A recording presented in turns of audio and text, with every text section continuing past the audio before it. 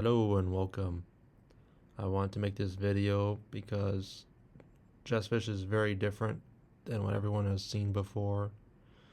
It'll probably change the way people think and see chess. So I really think it's important to make a video like this so that people understand how they should be playing around with this tool. There's a lot to unpack here. So I'm going to go very slowly, step by step, on what everything means and how to take advantage of everything that Chessfish has to offer. When you first visit the website, you're going to be presented with a big giant chessboard in the middle, just like you see here. And you're going to be playing as white, and you're going to see all the pieces like you normally would on every website. But there's one key difference. The big difference is that you have these labels here, and you have a label on every piece. Every piece that can move. So obviously you don't have a label over the rook because the rook can't move. But any piece that can be moved is going to have a label on it. And these labels can mean a lot of things. But right now what the labels are showing is the quality of each move that Stockfish is analyzing. So Stockfish analyzes every piece and every move that that piece can make.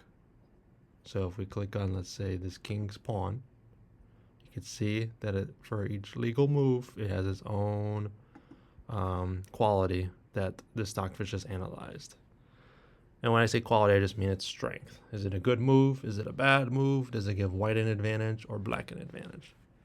And so you can see that each one has, in this case, a number, a positive number, negative number.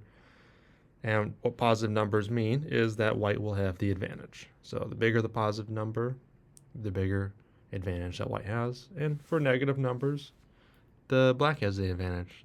And so in the beginning of the game, white always has the advantage, just a small advantage. So you see just a +3. And we have different labels. So you'll see there's a blue and green, but we also have orange and red. You'll see very shortly those other colors. And what they mean is basically is an easy indicator to know how good or bad a move is. So instead of just looking at the numbers, you can really just look at the colors. And if you see green, you're good. You see orange, it's not great. If you see red, it's bad. And blue means it's the best move that the engine considered. So let's start making some moves and see what happens. So we'll make the king's pawn. Now right now we're going against the AI bot. You can control its difficulty level in the settings. But a lot of times I like to turn it off. So if you want to turn off the bot, all you gotta do is go up to the top right, control opponent, toggle it on, and now the next move I make, I will have control over what black makes in response. So, as you can see, you see the orange now. These are not the best moves to make. So if we click on here, this queen has a few moves to make. These are bad. Well, this one's really bad. But overall, you wouldn't want to move the queen here. You'll see that, the knight here can make a few good moves. This pawn can make a few good moves. And so on and so forth. So you can kind of explore what all the pieces and all the moves can be made, and what Stockfish thinks of those moves. Pretty simple. So we'll just keep playing. And what you'll see is kind of things changing. In the beginning, everything was green, which basically means, all moves are pretty much good.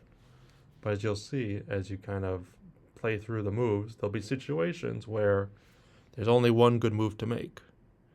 And in those situations, you have to be carefully consider that, sometimes there's a forcing line and you have to respond one way or another. But a lot of times in chess, though, you'll see that there's actually always, a dozen moves that are pretty decent.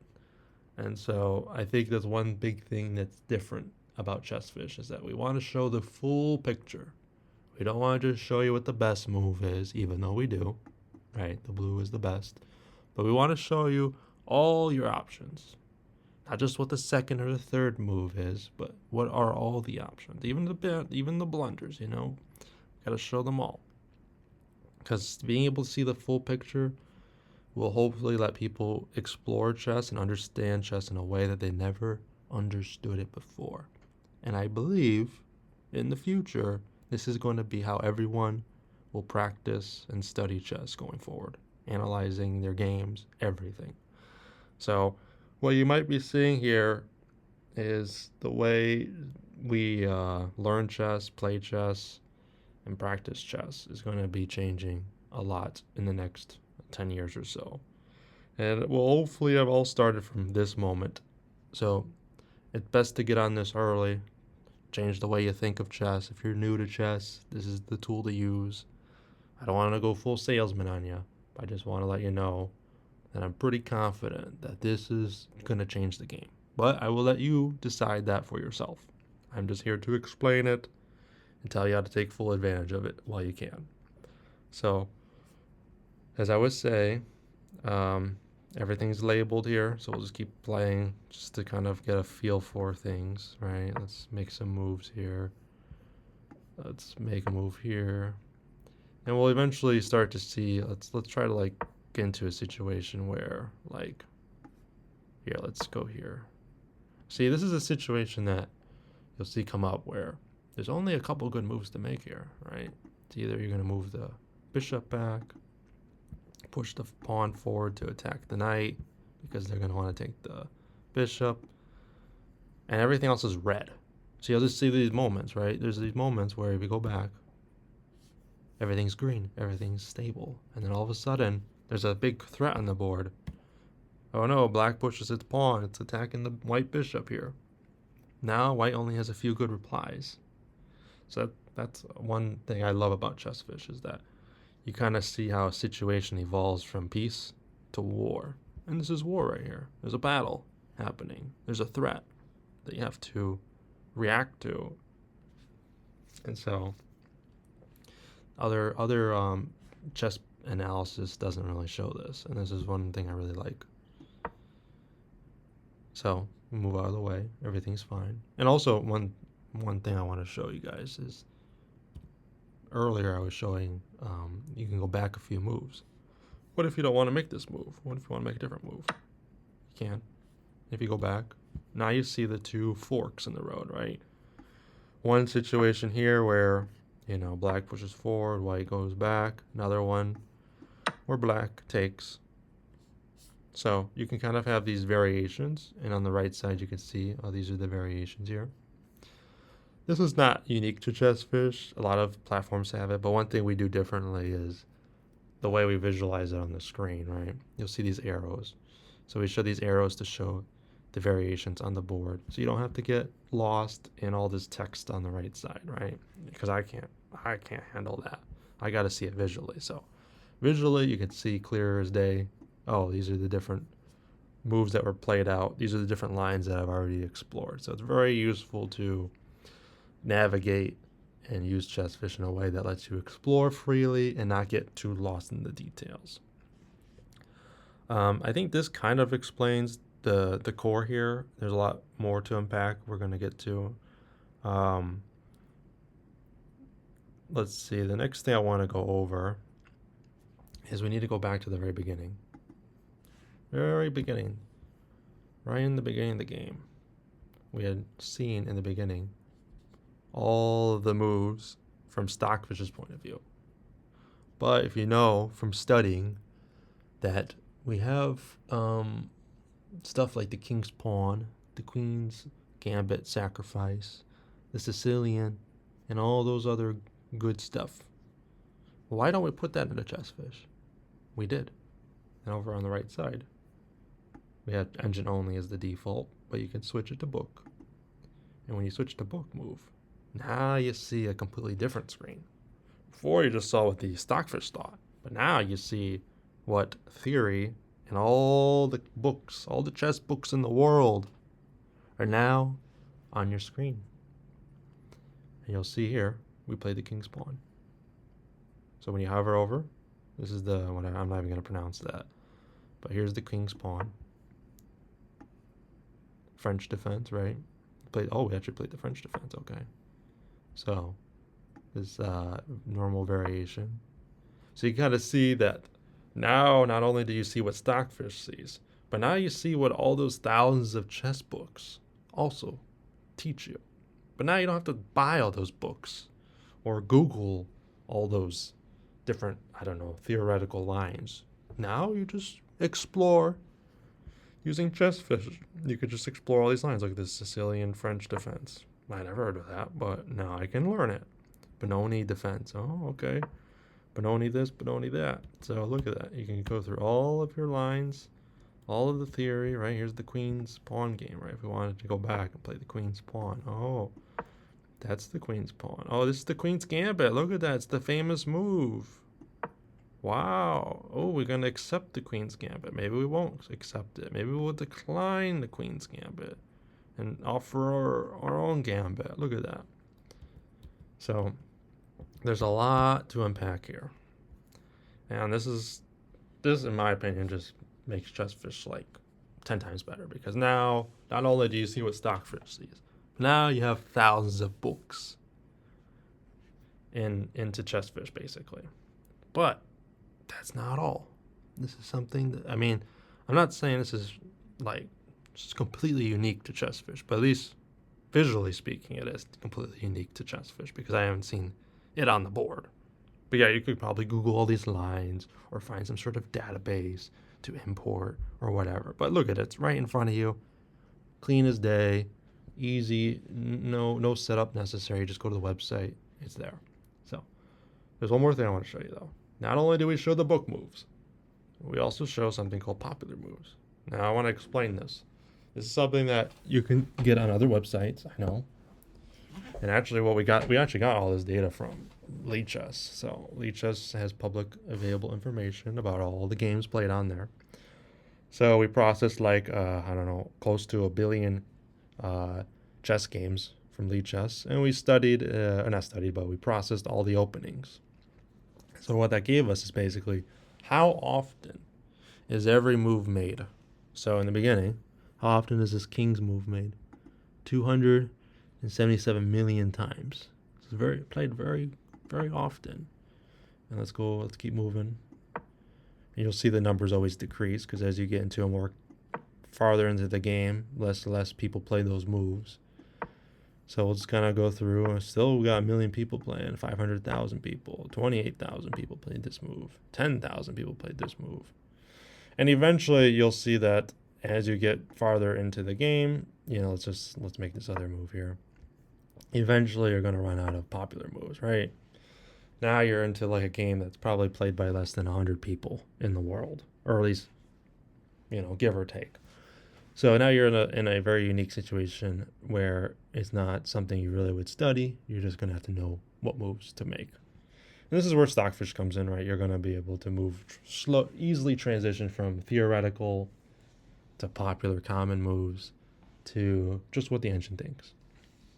And so you can make some moves here, kind of play back and forth, take a move the knight, stuff like that. So that's one thing I want to show you, is that not only do you just see what Stockfish thinks, but you see theoretical, you see popular moves and everything. There's one more thing we want to show. Sometimes Stockfish recommends moves that are not what I would consider human moves. And I don't really have a good example to show you right now, but I will show you the how you can switch to see what moves are considered human. So you go up here to analysis mode and switch to Maya 9 or Maya 1. And you will see that instead of seeing the numbers, which showed like white advantage or black advantage, now you see a percentage. And what these percentage means is basically, I would say, the probability or the likelihood that a human would consider that move. It doesn't mean it's a move that's necessarily good. It just means that a human would look at the board and say, I would probably pick that move, or at least they would calculate it. It might still be a blunder sometimes. Usually it's not, but sometimes it's a blunder. But they would have considered that as a possible candidate move. So you'll see with this, we have a knight. It's likely they're going to move their knight, and or they might move their queen, right? But let's say move the knight here. All right. And now there's a high likelihood that they would trade. All right. Or even not, maybe not. Or they might want to take the hanging knight here. But we'll just not do that. We'll just do a simple trade. So it's a good way to do a deeper analysis on what Stockfish might think, but also what is also human. Because you might not just want to study what the engine thinks, right? Because Stockfish gives you that objective reality. This move is good, this move is bad. But it doesn't tell you that even though the move might be good, it just might not be a move that a human would really strongly consider. So this is where you kind of can play back and forth, to kind of double check if the move is human or not by switching to Maya. This kind of, I would say, this is kind of like the last piece, right? This is the core of Chessfish, right? Chessfish gives you basically the three most powerful things. You have your book moves and your popular moves for studying openings. You can also use use Stockfish to get a deeper understanding of which moves are good or bad throughout the entire game from the beginning to end.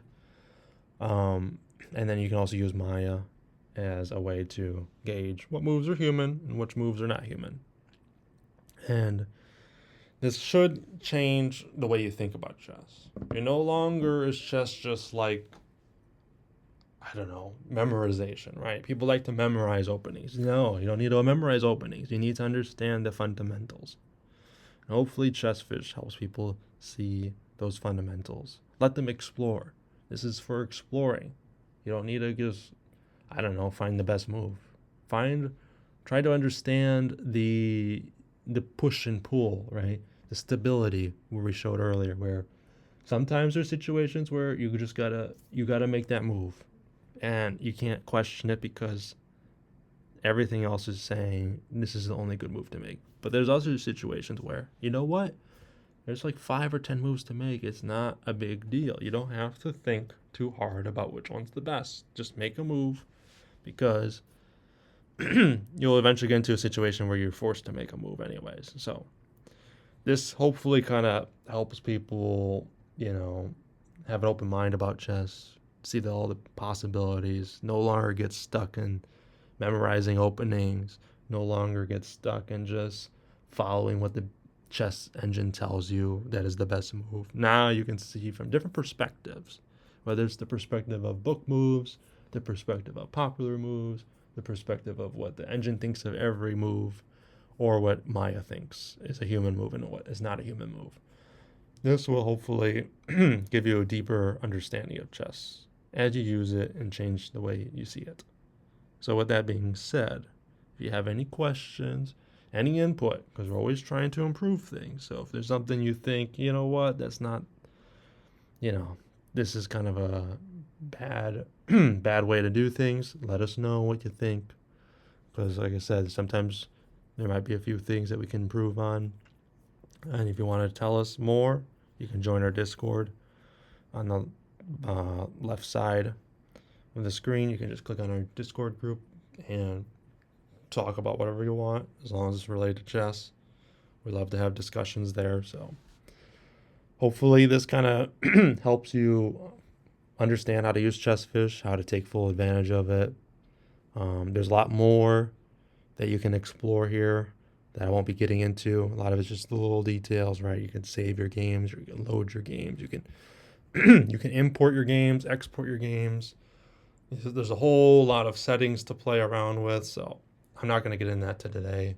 You can explore that yourself.